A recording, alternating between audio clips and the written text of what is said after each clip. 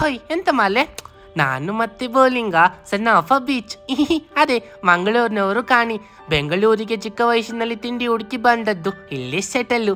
ಬೌಲಿಂಗಾಗೆ ಒಂದು ಕಪಲ್ ಕಂಡ್ರೆ ಬಹಳ ಇಷ್ಟ. ಆ ಹುಡುಗಿ ಸಹ ಕ್ಯೂಟ್ ಆಗಿ ಚಂದ ಆಡ್ತಾ ಇದ್ಲು ಮರ್ರೆ. ಆ ಹುಡುಗ ಒಂದಿನ ಜೈಲ್ಗೆ ಹೋಗ್ಬಿಟ್ಟ. ಇವಳು ಬೇರೆಯವ್ರನ್ನ ಮದುವೆ ಆಗಿ ಮಗು ಸಹ ಮಾಡ್ಕೊಬಿಟ್ಲು. ಅವತ್ತಿಂದ ಬೌಲಿಂಗಾಗೆ ಅವಳನ್ನ ಕಂಡ್ರೆ ಸ್ವಲ್ಪವೂ ಸಹ ಇಷ್ಟ ಇಲ್ಲ ಮರ್ರೆ. ಮನೆಯಳೆ ನಮ್ಮ ಹುಡುಗನ ಜೀವನ ಹಾಳು ಮಾಡ್ಬಿಟ್ಟಲ್ಲೇ. ಬಾವ್ ಬಾವ್. ತುಂಬ ವರ್ಷ ಆದಮೇಲೆ ಆ ಹುಡುಗ ಲಿವರ್ ರೈಸ್ ತಗೊಬಂದ ಮಾರ್ರೆ.